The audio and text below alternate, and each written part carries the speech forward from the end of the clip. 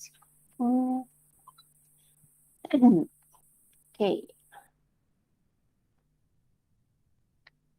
Bismillahirrahmanirrahim. Assalamualaikum warahmatullahi wabarakatuh. Jom kita start majlis kita hari ini dengan umur kitab Al-Fatihah.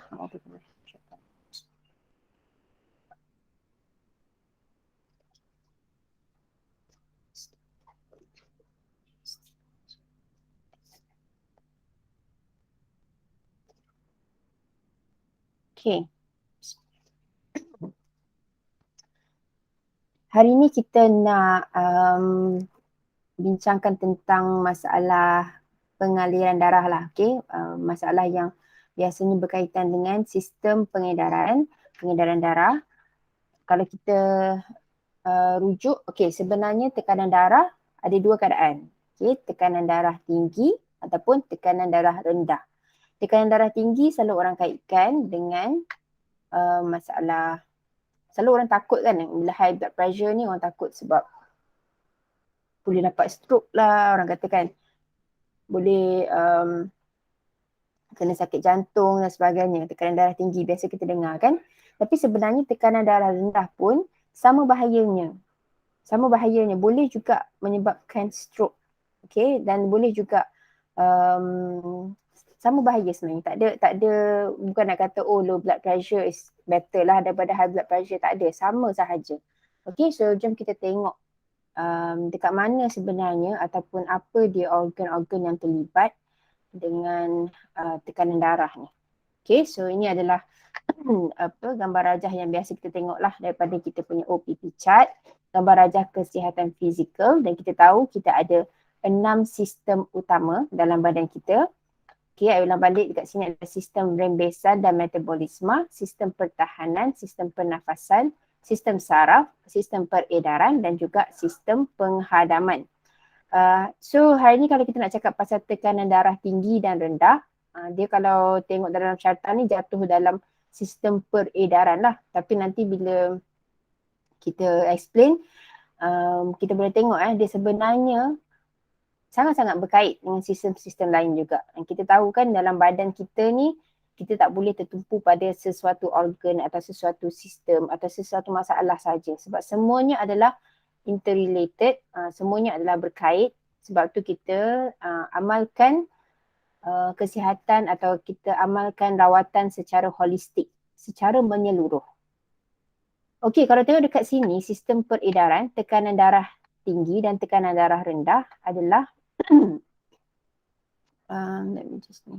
tekanan darah tinggi dan tekanan darah rendah adalah melibatkan beberapa organ seperti jantung, dan saraf-saraf yang menyalurkanlah saluran darah tersebut ke setiap organ. So kalau nak katakan sebenarnya sistem peredaran ni memang merangkumi semua sistem-sistem yang lain. Sebab darah yang dipam, pam keluar, pam masuk ni daripada jantung ni akan disalurkan kepada semua organ. Akan disalurkan kepada segenap pelusuk badan kita lah. Okay. So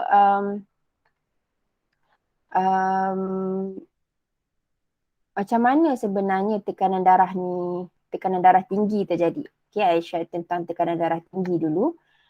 Okay, kalau kita selalu tengok juga carta yang ni daripada kita punya OPP chart. Kalau kita rujuk pada keratan rentas salur darah ni. Keratan rentas salur darah ni dia sebenarnya umpama, kita bayangkan salur darah kita tu umpama sebatang parit. Okay, parit yang ada air yang mengalir dalam dia. So kalau parit tu cantik, bersih, berbentuk silinder yang cantik, sepatutnya yang mengalir dalam dia pun flow cantik saja. Apa yang masuk itulah yang keluar. Tekanan yang masuk sama juga dengan tekanan yang keluar sepatutnya kan. Tapi dalam salur darah kita, ada kalau orang tu daripada pemakanan dia, daripada lifestyle sebagainya, darah tu lama-lama akan Waalaikumsalam warahmatullahi wabarakatuh. Okay, baik-baik. Okay, so dalam salur darah kita kalau ada lemak dengan kolesterol yang lemak dengan kolesterol yang banyak lah, lebih-lebih dalam darah. Okay, lama-lama darah tu boleh menjadi pekat. Okay, ini adalah perjalanannya atau permulaan satu masalah sistem, satu masalah tekanan darah yang nak berlaku. Okay, mula-mula darah jadi pekat. Lama-lama bila darah jadi pekat, lama-lama lemak dengan kolesterol yang memekatkan darah tu ada yang menempel-nempel pada dinding salur darah. Okay, macam seumpama kalau parit tu dah ada lumut dah ada lumut tebal dah dekat keliling parit tu. So bila dah ada lumut tebal dekat keliling salur darah kita, lama-lama saluran darah tu dah jadi sempit. Sepatutnya dia silinder penuh, tapi dia dah jadi sempit kat tengah-tengah. So bila jadi sempit kat tengah-tengah tu, tekanan darah dah berbeza kat situ, tekanan darah dah jadi lebih tinggi. So bila tekanan darah tinggi, dah jadilah penyakit tekanan darah tinggi kan.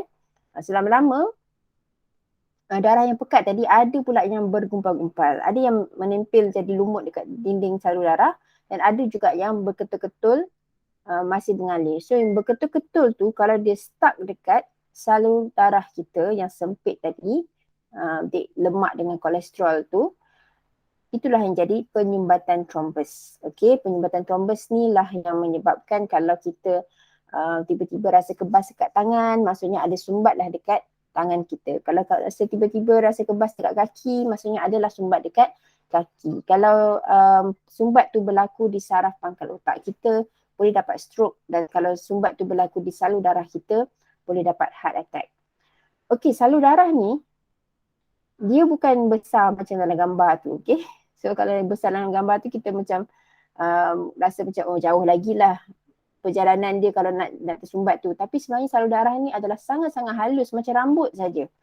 Okey, macam rambut je salur darah ni, sangat-sangat halus. Imagine kita tak boleh, we can't afford to have darah kita tu ada banyak clots ke, kalau boleh kita tak nak darah kita pekat ke, kalau boleh tak nak. Okay, so kita nak pengaliran darah yang lancar saja, yang cantik.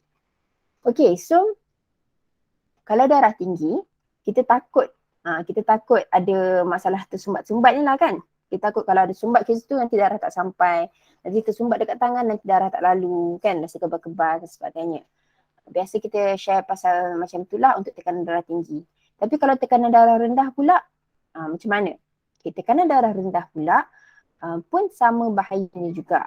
Okay, sebab bila tekanan darah rendah, ada potensi darah tu, sebab tekanan dia rendah, darah tu tak sampai ke beberapa organ kat dalam badan kita. Okay, so apakah simptom-simptom orang yang tekanan darah rendah ni? Biasanya kita biasa dengar orang tu kepala dia pusing-pusing dia mudah pitam kalau orang tekanan darah rendah. Dia dengar tak? Ataupun dia kadang-kadang penglihatan dia terganggu, blurred vision. Ataupun secara generalnya dia rasa lemah. Okay, orang tekanan darah rendah ni kadang-kadang kita boleh tengok dia pucat. Okay, dia punya muka dia kelihatan pucat, lemah. So kenapa ni berlaku? Sebab tekanan darah dia rendah, darah tak sampai. Okay, darah tak sampai ke beberapa organ. So kenapa tekanan darah rendah ni orang yang menghidapnya kadang-kadang boleh pitam, sebab tekanan darah dia mungkin tak sampai ke otak yang boleh menyebabkan dia pitam. So sama bahaya kan? Bahaya juga sebenarnya. Sangat-sangat bahaya. Dan apa yang menyebabkan tekanan darah rendah ni pula terjadi? Okay, sebab tadi kita tahu tekanan darah tinggi tu disebabkan mungkin ada banyak lemak kolesterol menyumbatkan salur darah kan.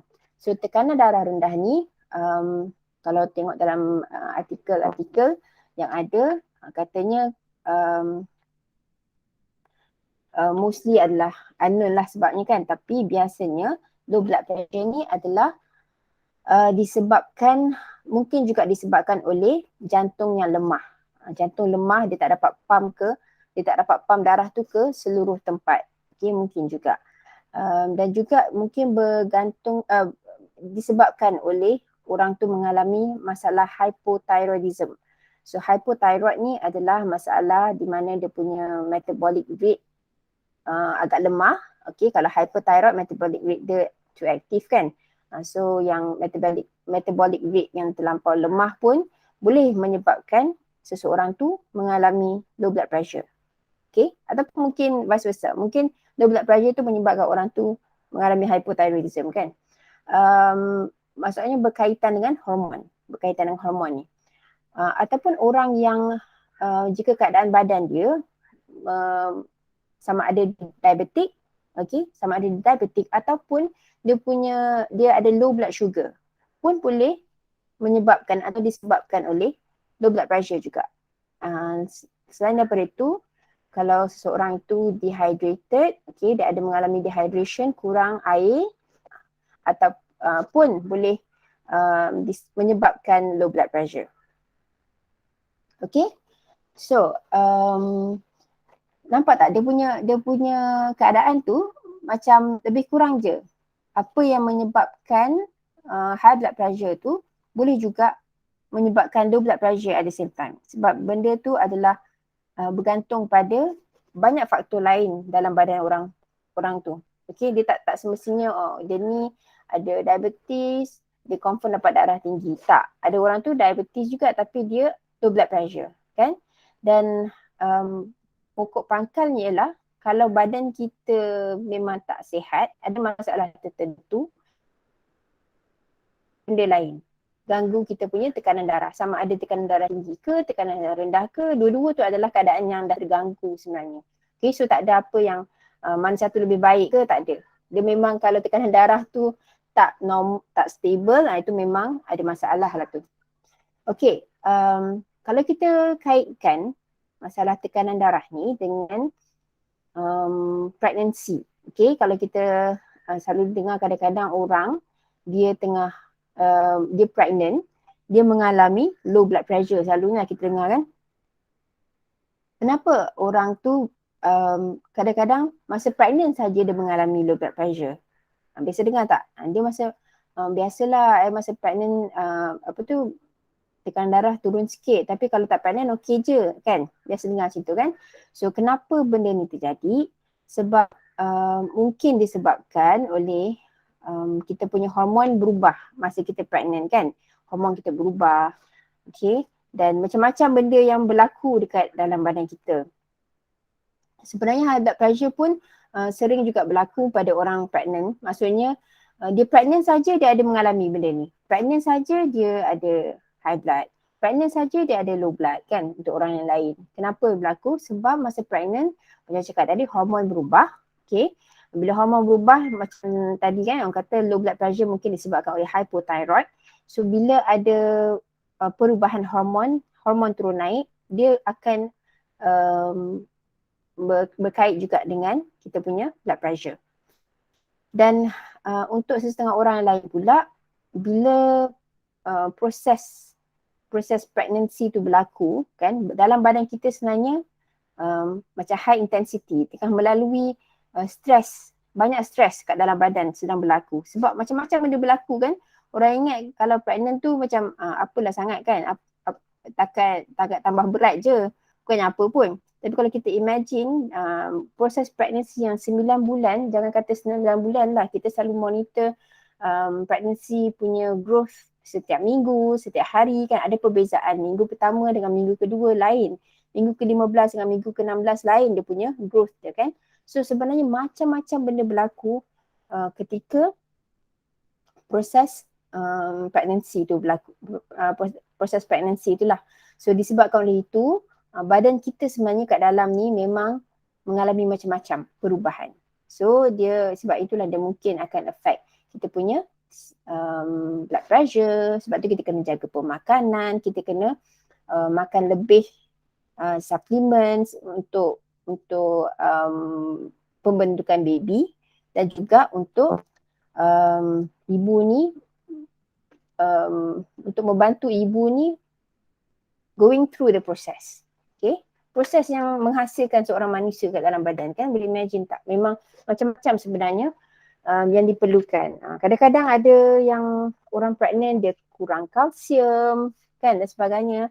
Orang kata baby tu makanlah dia punya kalsium dan sebagainya. Sebenarnya sebab kalau body base dia tak cukup, kalau body base dia secara asas pun dah tak cukup, apatah lagi dia nak bagikan pada baby dia. So bila macam-macam benda yang berlaku ni, of course dia akan affect kita punya tekanan darah dan sebagainya.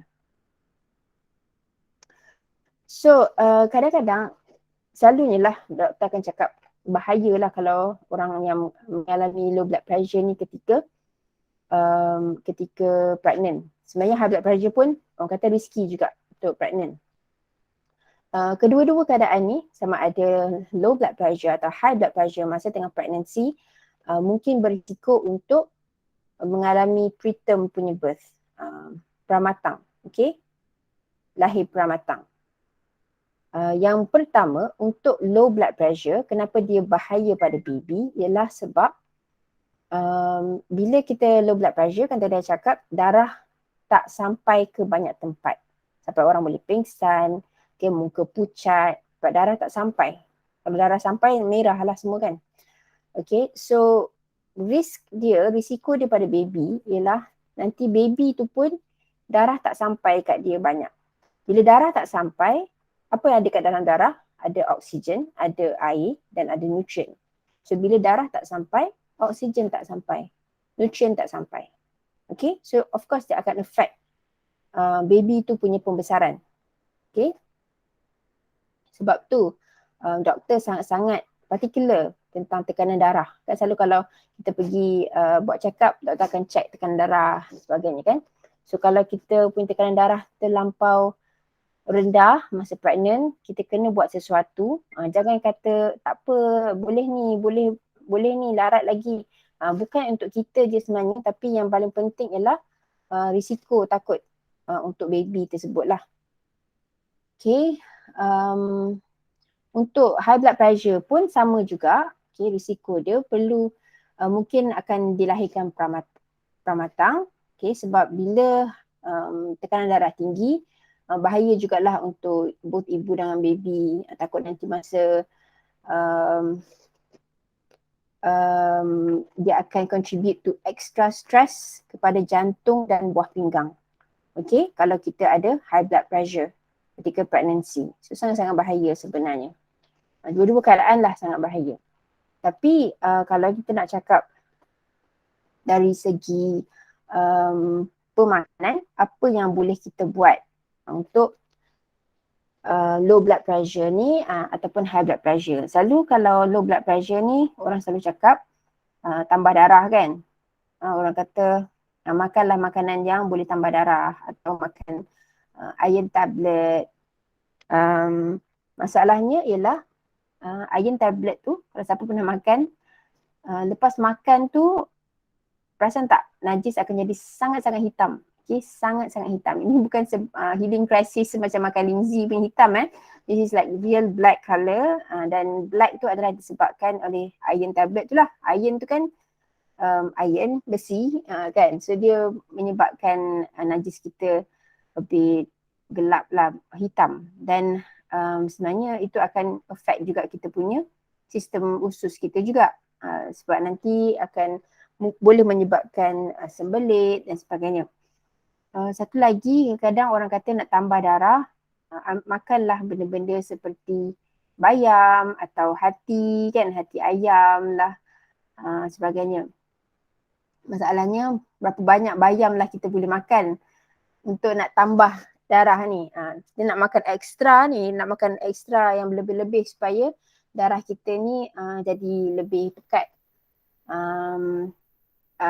Lagi satu ialah hati ayam pula. Kalau kita makan hati ayam sekarang ni, dia package lah dengan macam-macam lagi.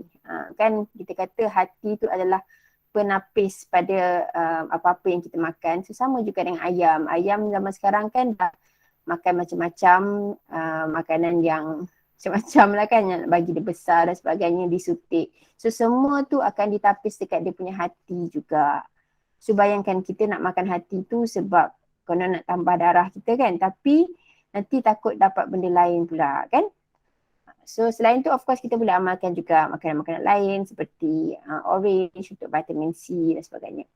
Tapi kalau kita nak zaman sekarang ni kita nak dapatkan makanan-makanan sebelum jadi secara yang sangat-sangat berkualiti, kadang susah sikit lah. Macam saya cakap tadi, hati ayam pun dah tercemar. Okay, bayam pun berapa banyak kita nak makan bayam sekarang ni.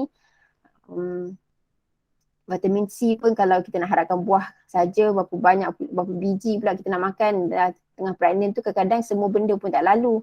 Okay, dan kalau kita nak ambil vitamin C dekat farmasi sintetik tu, banyak yang kita tahu yang meragukan lah, especially kalau vitamin C yang sintetik. So kalau nak kata produk Shuangho, yang mana satu yang sangat-sangat bagus untuk bantu tekanan darah ni, sama ada tengah pregnant ataupun orang biasa lah kan. Tekanan darah ni first ialah macam rujuk pada slide ni, kita tahu tritepin dekat dalam linzi tu memang sangat-sangat bagus untuk menambah sifat pengaliran darah. Poin yang second last, third last tu kan, menambah sifat pengaliran darah. So sama ada tekanan darah tinggi, that's the best thing about linzi, dia dua hala kan. One of the unique character of linzi ialah dia dua hala. Orang yang tekanan darah tinggi pun boleh makan, orang tekanan darah rendah pun makan benda yang sama. So we can never go wrong lah dengan linzi. Dan untuk nak menambahkan nutrisi, okay, especially untuk orang yang tengah pregnant, nak tambahkan nutrisi dalam darah tu, kita bolehlah amalkan polen banyak-banyak. Okay, so kalau kita amalkan polen banyak-banyak tu, insyaAllah dia punya vitamins, keperluan vitamin tu dah lengkap dekat dalam dia. Tak perlu ambil vitamin lain. Okay, dan kalau ikutkan I punya my own personal testimony pun, masa I pregnant memang selalu check tekanan darah memang a bit low, dan juga HB tu, bacaan HB tu kan memang biasanya memang rendah. Okay, kebanyakan masa doktor memang bising. Okay, dan pernah sekali tu, last sekali dah hujung-hujung pregnant tu, sebab doktor pun dah bising-bising, I polen banyak sikit lah, polen lebih sikit, dan masa tu memang HB naik. Okay, kenapa? Bila tengah pregnant dan kita punya HB rendah, doktor pun sebenarnya takut kalau kita ada masalah lain seperti thalassemia dan sebagainya. Okay, so kita kena pastikan kita jangan biarkan ajalah kalau kita pergi check up dan kita tengok tekanan darah kita tak normal, kita punya gula tak normal dan sebagainya, kita kenalah buat sesuatu. Tak boleh macam biar je, tak buat apa-apa berkenaan tu. Okay, ada satu testimoni kat sini berkenaan dengan orang pregnant dan dia mengalami low blood pressure, okay, masa dia punya first trimester.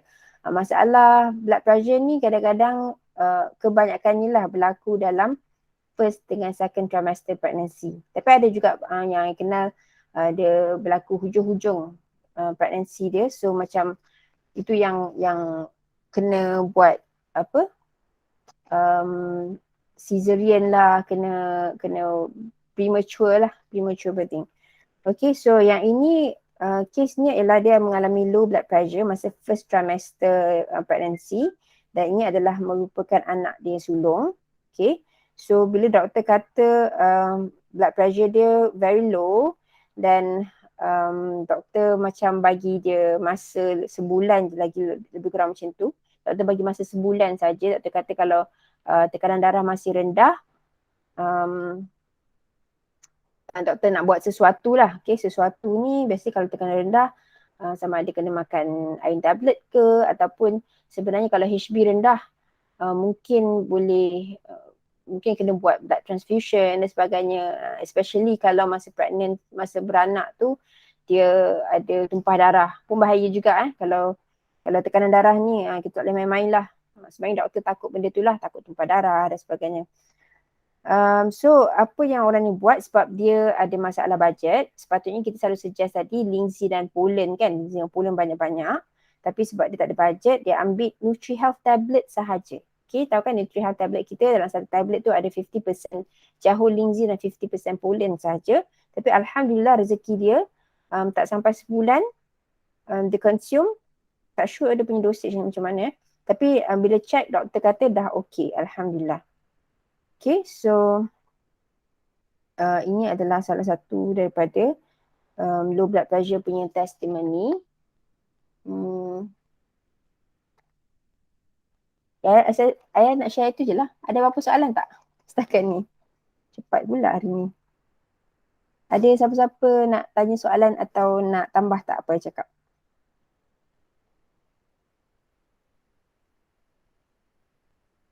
Tak ada. Okay, kalau tak ada, let me just okay. Ada soalan boleh?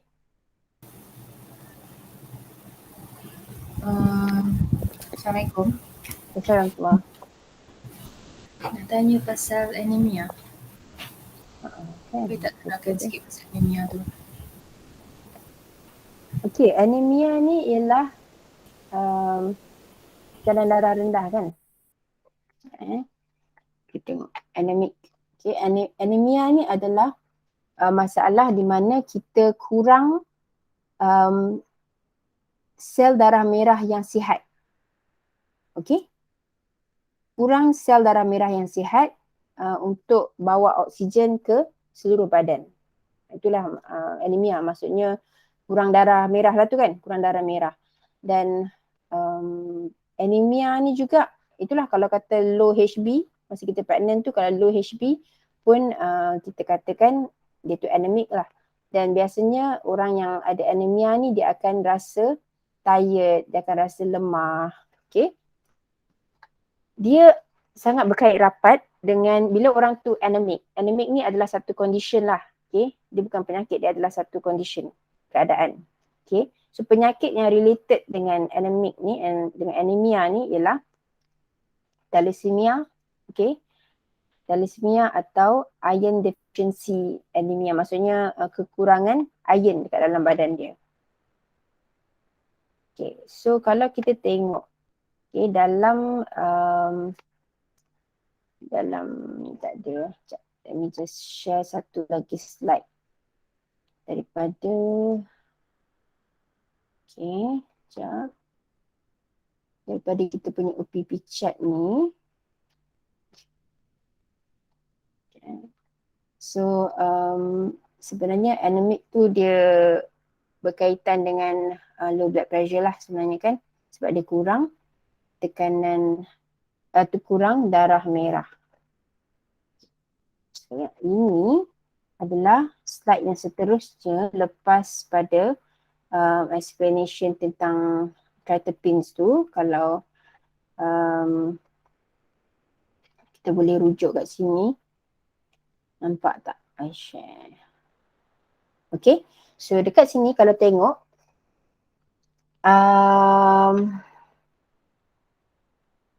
nukleosida Lindsay yang nombor 3 tu, fungsi dia ialah mengawal pelekatan papan darah dan memperbaiki sistem peredaran darah. So ini memang spesifik kalau kita kata orang, setengah orang yang kalau dia darah dia tak boleh stop. Kan kita selalu ceritakan kalau orang tu dia luka, darah dia tak boleh nak stop. Darah dia tak nak clot. Okay, darah dia tak nak clot. Sepatutnya kalau kita luka, darah mengalir sekejap, lepas tu dia kering dan dia jadi keruping kan. So pada setengah orang yang mengalami sel darah merah yang kurang ataupun dia memang ada masalah sistem pengaliran darah, dia akan menyebabkan darah tu flow saja. Okay, flow saja dan dia tak nak melekat. Okay, so itulah fungsi nukleosida Lindsay ni untuk pekatkan darah tersebut. So sama juga dalam kes, sebab itulah kenapa Lindsay ni atau macam mana Lindsay ni boleh bermanfaat untuk orang yang ada tekanan darah rendah atau tekanan darah tinggi. Sebab kita tengok tadi tritipins dia boleh bantu melancarkan perjalanan darah yang ada lemak dan kolesterol dengan mencairkan lemak dan kolesterol tersebut. Dan untuk orang yang mengalami tekanan darah rendah pula, nukleosida ini berfungsi untuk macam pekatkan darah tersebut, okay, dan memperbaiki sistem peredaran darah. Okay, dia akan bantu dia punya blood flow.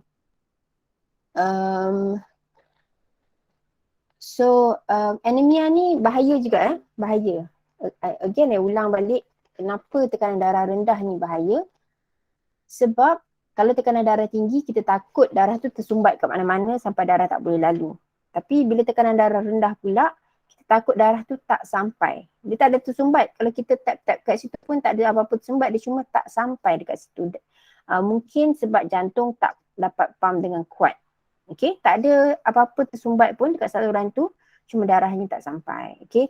Boleh menyebabkan kita pingsan, boleh menyebabkan orang tu pingsan sebab darah tak sampai ke otak, dan boleh menyebabkan organ malfunction lah sebab darah tak sampai kepada organ tu. Sebab darah tu pun sepatutnya membawa oksigen dan nutrien kepada setiap organ dalam badan kita. So kalau ada beberapa organ dalam badan kita yang tak sampai pengaliran darahnya, so organ kita tu akan lama-lama akan weaken lah. Organ kita pun akan weaken. Okay, so sangat-sangat penting juga untuk orang yang mengalami tekanan darah rendah ni kena bantu dia.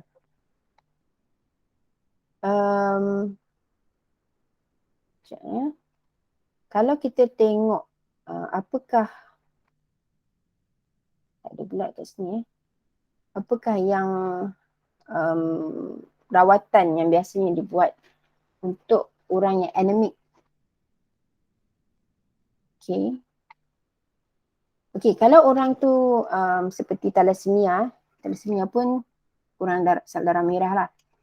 Doktor selalu suggest kalau orang tu low HP, doktor suruh makan iron tablet dulu.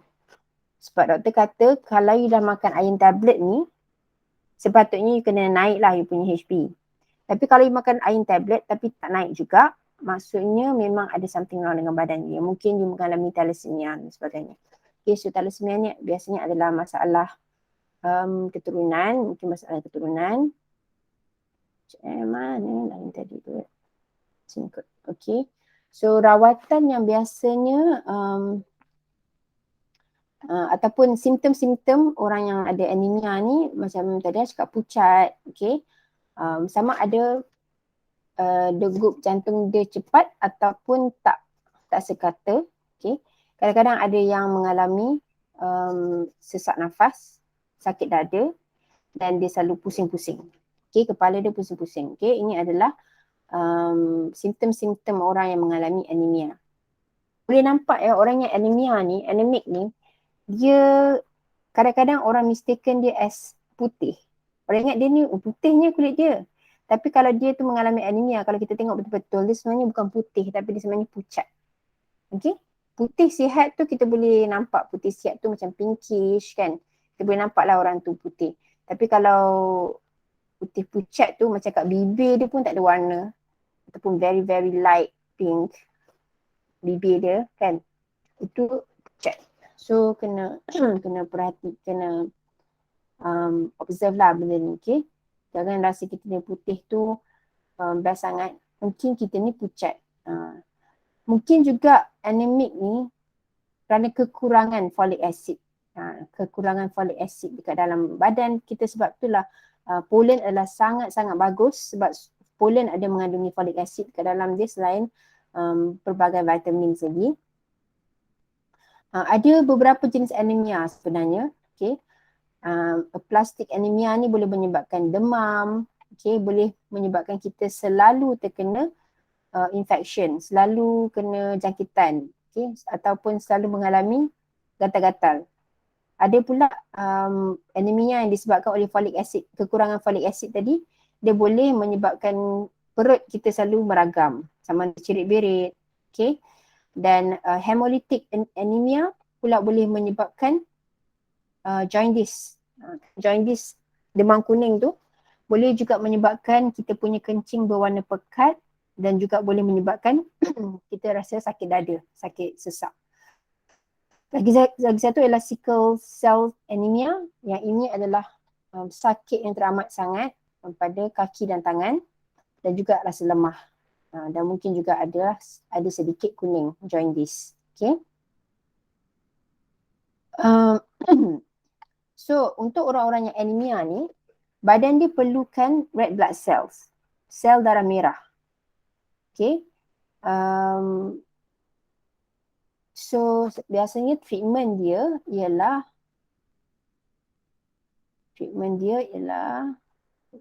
bila dia banyak libatkan dengan kekurangan vitamin dan juga kekurangan zat besi. Okay. Treatment yang biasa orang dapatkan ialah iron supplements, suplemen zat besi, okay, dan juga perubahan makanan. Okay, macam saya cakap tadi banyakkan lebih bayam lah, vitamin C, orange, okay.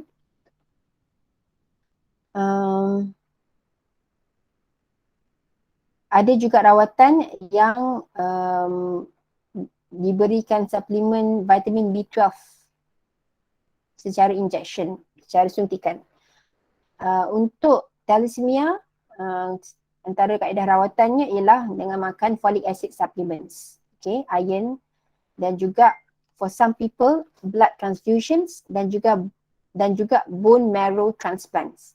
And this is very interesting sebab kalau tengok blood transfusions dan bone marrow transplants. So, tadi saya cakap pasal Lindsay dan Poland. So bila saya baca ni dia kata bone marrow transplant. So kenapa bone marrow transplant? Sejak kemunculan YKB ni kita jadi lebih faham kan tentang kepentingan bone marrow tu ataupun apakah peranan bone marrow. Selalu kita dengar kalau orang ada sakit kronik sangat dia kena buat bone marrow transplant. Sebab ni mengikut apa punya pemahaman, okay. Bone marrow ni ialah kilang kepada sel darah merah, okay. Yang menjadikan sel darah merah terletak pada bone marrow, terletak dalam bone marrow, okay. So kenapa kalau orang ada masalah apa-apa, masalah kanser dan sebagainya atau apa-apa penyakit, selain kita suggest YKI, selain kita suggest YK, kita suggest YKB yang berkaitan dengan tulang. Pada awalnya tak faham sebab apa kaitan tulang dengan kanser rahim ke ataupun kanser breast cancer ke, apa kaitannya dengan tulang kan. So sebenarnya bukan nak cerita pasal tulang tu. Sebab YKB kita dah terbukti melalui kajian dia boleh enhance pembentukan ataupun menjaga stem cell dekat dalam bone marrow tu, dan bone marrow tu adalah the kilang untuk produce sel darah merah, okay. Kilang untuk membentuk kita punya sel darah. So kalau kita punya bone marrow tu dah cantik, kilang tu dah sihat, so darah yang terhasil tu pun semua jadi darah yang sihat. So bila darah yang sihat terhasil, yang pergi ke seluruh badan pun semua akan dapat darah yang sihat, betul tak? So bila darah tu sihat, maksudnya oksigen dia cukup, nutrien dia cukup, okay, kualiti dia cantik. So kalau ada lagi masalah-masalah di organ lain yang ada toksin bertimbun ke apa, darah yang sihat tu dah flow dekat situ, akan jadi lebih sihat lah. Okay. So kalau tengok dekat sini, antara salah satu treatment untuk thalassemia ialah blood transfusion. Dan kalau blood transfusion tu tak berhasil, blood transfusion ni maksudnya pindah darah, masukkan darah. Masukkan darah ialah sangat-sangat risky. Kalau boleh, tak ada siapa nak terima blood transfusion sebenarnya. It's very, very risky. Tapi kalau dalam keadaan terdesak, kena juga. Especially kalau kita mengalami tumpah darah, tak ada cara lain doktor boleh buat ialah buat instant blood transfusion. Atau cara lain, rawatan doktor thalassemia tadi ialah untuk buat bone marrow transfusion. Bone marrow transplant. Bone marrow transplant ni sebab macam cakap tadi, bone marrow ni adalah kalau kita dah pindahkan darah pun tak berkesan, so kita kena transplant dia punya kilang nak bentukkan darah tu. Okay, so Alhamdulillah kita dah ada produk yang sangat-sangat hebat daripada Shuangho yang mungkin boleh reduce ataupun it's another option lah kalau orang tu perlu buat bone marrow transplant dan buat blood transfusion, mungkin this is another good option supaya tak perlu melalui dua benda yang very very risky. Okay, so YKB dah sangat-sangat diketahui umum lah, sangat-sangat bagus untuk tulang dan juga peredaran darah. So mungkin lepas ni kalau sesiapa yang ada masalah low blood pressure, selain kita suggest selain kita suggest Poland, terus suggest YKB kan, sebab dia memang untuk menghasilkan darah yang sihat. Okay, siapa-siapa yang mengalami low blood pressure boleh terus ambil YKB. I think it will be the fastest punya kesan lah. Okay, dan juga dengan Poland untuk tambah nutrien dekat dalam darah. Tapi selalu kita suggest kalau kita ambil targeted Lindsay macam YKK, YKB atau YKI, it's best to consume sekali dengan Lingzi yang biasa seperti YK Ganoderma ataupun YK2 to support other systems. Okay, apa lagi rawatan anemia yang selalu diberikan oleh doktor ialah sama, yang ini blood transfusion dan bone marrow transplant. Ada yang melibatkan oxygen therapy. Ada treatment untuk orang anemia melibatkan oxygen therapy. Masukkan oksigen ke dalam darah dia. Again, ini bukan natural kan? Oksigen yang bukan natural. Dan mungkin juga ada yang diberikan antibiotics, ada yang diberikan folic acid supplements. Dan ada juga dekat sini ya, sickle cell anemia ni, kan tadi ada 4 jenis anemia. So one of them yang sickle cell anemia ni, salah satu rawatan dia menggunakan cancer drug. Drug yang digunakan untuk pesakit kanser. Dinamakan hydroxyurea. Okay, so ini yang dikatakan yang dia tulis kat sini. One of the rawatan untuk anemia, dia gunakan cancer drug. Lagi satu yang hemolytic anemia juga, dia punya treatment mungkin juga dia kadang-kadang guna immunosuppressant drug. Immunosuppressant maksudnya dia nak suppress immune system. Okay, dia akan gunakan rawatan yang suppress kita punya immune system. It's a drug. Okay, dan juga treatment untuk infection dan sebagainya untuk tapis darah tersebut. So kalau kita tengok ini adalah contoh-contoh rawatan kalau kita gunakan kaedah rawatan barat lah. Okay. Semuanya adalah biasanya datang dengan kesan sampingan yang lain. Seperti iron tablet. Tadi kan saya cakap dia punya kesan sampingan yang sangat-sangat cepat ialah najis kita jadi sangat hitam dan juga boleh menyebabkan sembelit. Okay, folic acid supplement dan sebagainya ni bukan natural punya, this is synthetic like vitamin B12 punya shots, injection B12. Lepas tu dia bagi ubat kanser kepada orang yang ada anemia. Dan juga ada salah satu rawatan menggunakan drug yang suppress kita punya immune system. So bagus ke tak bagus? Kita tahu kan kalau yang suppress kita punya immune system, suppress itu, suppress ini memang tak bagus sebenarnya. Nanti dia akan kacau benda lain juga. Okay. So apa yang menyebabkan low red blood cells ni terjadi? Okay, tadi dia kata salah satu rawatan untuk anemia, salah satunya ialah bagi antibiotik kan. So dekat sini dia kata apa yang menyebabkan low red blood cells boleh jadi juga daripada certain drugs including some antibiotics. Kelakar tak? Certain antibiotik boleh menyebabkan low blood pressure and then you nak bagi antibiotik lain untuk help to improve that condition pula. So memang macam-macam lah kat sini ya. Mungkin juga low red blood cells disebabkan oleh severe hypertension pun boleh jadi. Masalah jantung kita tahu kan, low blood pressure atau low red blood count mungkin disebabkan oleh masalah dekat hati lemah. Autoimmune pun boleh menyebabkan low red blood cells. Okay. Saya ada satu tengok cerita kan, saya selalu cakap saya ada tengok cerita Good Doctor. Okay, ada satu masa ni dia kata, of course dalam cerita saja tapi mungkin benda boleh terjadi pada real life betul lah. Perempuan dia orang muda saja, budak-budak, tapi dia punya keadaan tulang dia rapuh macam orang tua. Okay, so kenapa benda ni terjadi? Rupa-rupanya budak ni dia makan sesuatu ubat sebab dia atlet. Dia makan sesuatu yang berkait dengan hormon. Okay, dan ubat itu menyebabkan tulang dia cepat rapuh. Okay, satu. Dan ada satu lagi juga, orang ni dia makan suplemen apa tak ingat. Dan immune sistem badan dia seolah-olah memang makan balik dia punya sel darah. So ini yang mungkin dikatakan salah satu sebab anemik ni adalah disebabkan autoimmune. Okay? Disebabkan autoimmune di mana sel badan kita yang attack balik sel darah merah yang ada. Okay? Boleh juga terjadi. So, menjawab tak persoalan tentang anemia? So, anemia tu ialah sebenarnya satu condition. Okay.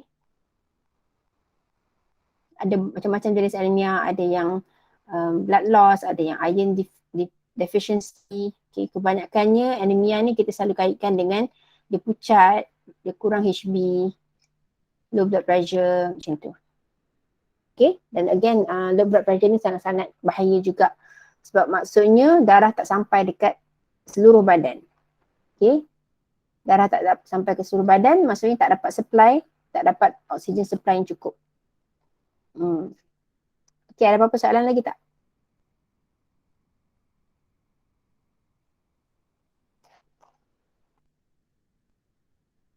Tentang tekanan darah. Okay, so tekanan darah ni macam kita cakap pagi-pagi, kalau sekarang ni kalau kita selalu rasa kebas-kebas, okay, bangun tidur rasa kebas-kebas, tu semua adalah bukan benda biasa. Sebab kadang orang kata biasalah kalau bangun tidur memanglah rasa kebas-kebas kan sebab kita tidur lama kan. Dia cakap macam tu. Tapi sebenarnya tak. Sepatutnya itu bukan benda normal. Okay, kalau kita selalu rasa kebas-kebas tak menentu. Ada juga yang kata dah lama rasa kebas. Kaki ni memang dah lama dah. Tak rasa sangat.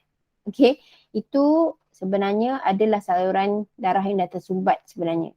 Okay, kita memang rasa benda tu sebab kita dah rasa lama pada kita adalah benda biasa. Tapi sebenarnya itu bukan benda biasa dan kita kena pay attention lah kepada apa-apa perubahan dalam badan kita. Okay. Just because kita dah rasa benda tu lama, tak semestinya benda tu adalah perkara biasa. Kita kena, that's why kita belajar selalu dekat dalam meeting ni untuk tahu sendiri apa masalah kita kan. Tak perlu kita pergi, kalau kita jumpa doktor pun, doktor akan diagnose penyakit tu based on apa yang kita cakap. Betul tak? Kalau kita cakap doktor saya selalu rasa kebas-kebas lah. Okay, saya rasa dah sebulan dah rasa kebas-kebas, tangan ni tak rasa. Barulah doktor akan check apa masalahnya kan. Kalau kita tak cakap apa masalah kita segalanya yang selain benda kebas, kita ada rasa sakit kepala, kita ada sakit perut dan sebagainya. Kalau kita tak cakap salah satu atau kesemua simptom-simptom tu, doktor pun tak dapat nak diagnose dengan tepat. Betul tak? Sebab itu adalah cara doktor diagnose penyakit adalah based on apa yang kita cakap lah. Tapi sebenarnya kita sendiri pun boleh tahu sendirilah. Kadang-kadang kita pun susah nak admit apa yang masalah kita alami kan, tapi kita kena tahu sendiri. Kalau rasa kebas-kebas adalah masalah darah, perjalanan darah tu tak smooth. Kalau rasa sakit-sakit adalah masalah saraf. Okay, sakit-sakit adalah masalah saraf.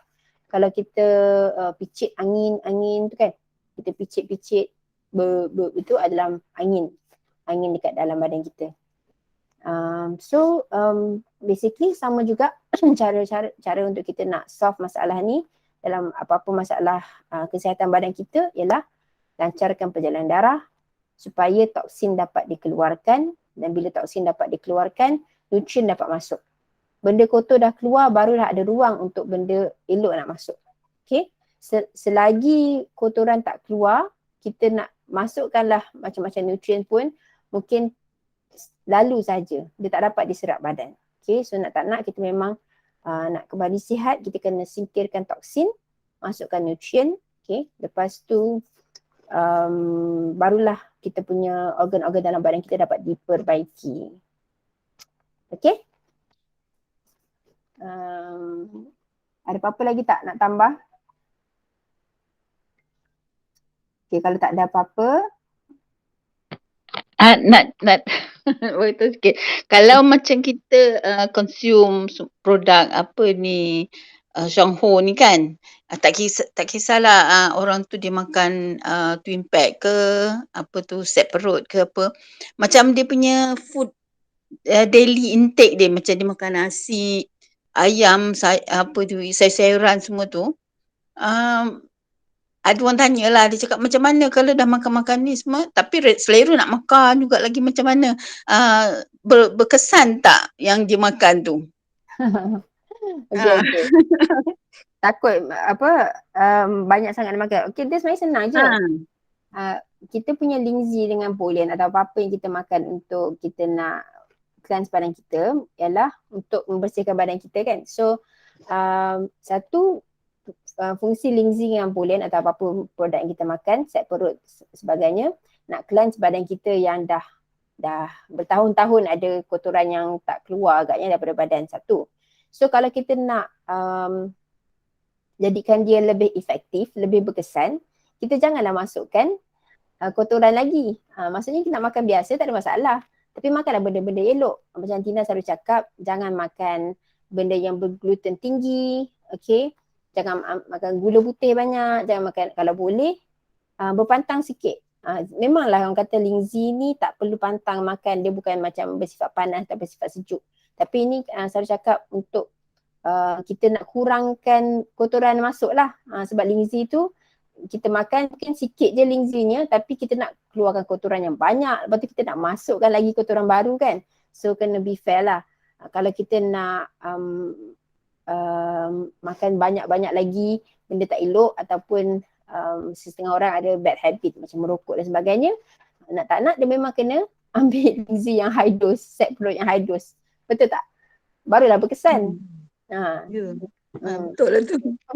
Kadang-kadang kita cakap dengan prospek ni kan, kita explain kat dia, dia nak juga habit dia dah lama tu. Makan itu, nak makan ini, sedap makan roti canai lah, minum Milo, ais lah apa benda kan. Jadi kadang-kadang kita macam nak berbalah juga lah, nak tegakkan kita punya pendirian tu kan. Nak bagi dia faham, bukan kita tak boleh makan, tapi kena kurangkan sikit pelan-pelan lah, betul tak? Macam Aunty Nina selalu cakap yang Lingzi ni bukan buat benda magic. Selalu Aunty Nina sebut yang kalau kita nak betul-betul sihat, especially kalau orang dah ada penyakit kronik lah, okay? Ada penyakit kronik, nak betul-betul sihat, satu memang kena ambil Lingzi dah, super high dose kalau orang sakit kronik. Second ialah memang kena ubah lifestyle, bukan pemakanan saja, lifestyle kan. Satu ialah jaga pemakanan, jangan makan gula putih, tepung putih, nasi putih, itu satu.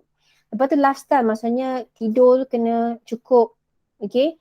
Kena air kena cukup, exercise pun kena cukup. Lepas tu kita kena stress free, okay? Jangan fikir benda-benda yang bagi stress kat kita, barulah apa yang kita makan tu berkesan dengan lebih berkesan. So tak boleh lah, bukan nak kata tak boleh of course lah, adalah sesuatu yang Lingzi boleh buat lah kalau dah kita masukkan Lingzi daripada tak makan langsung. Tapi kalau orang tu kata kenapa makan Lingzi ni still sakit dia sama, still badan dia sama je, dan kita tanya dia balik, dia punya lifestyle ada perubahan tak?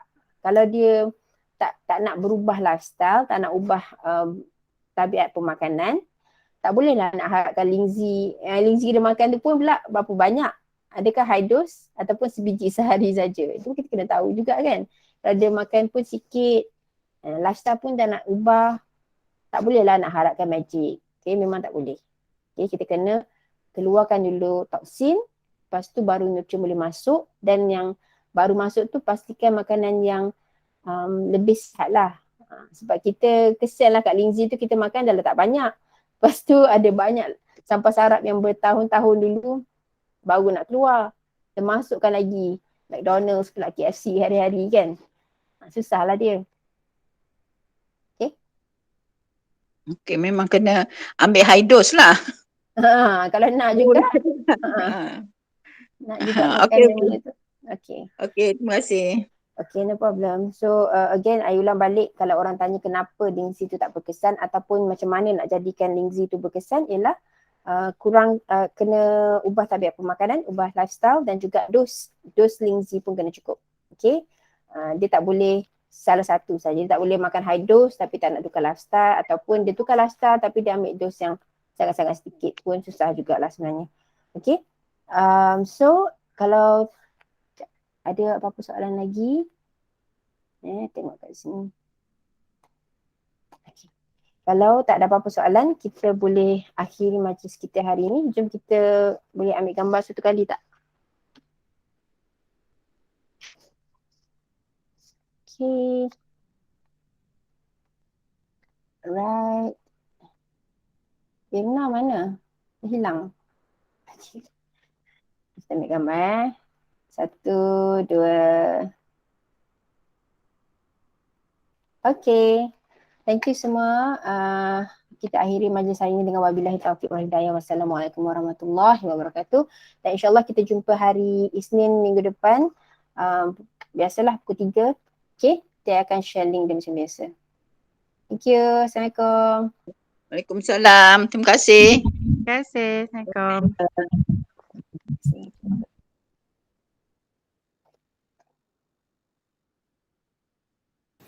Terima kasih. Siapa nak ambil gambar ke tak? Nanti boleh crop. Apa? Masuk ke dalam tu. Okay, 1, 2. Alright. Dah. Macam mana? Ambil pasal. Oh. Dia hantar sampai ke atas? Ke tu bawah? Ke bawah lah. Oh. Okay. Sekian. Sekejap nak stop recording. Bila kau nak post tu? Tak inang. Stop.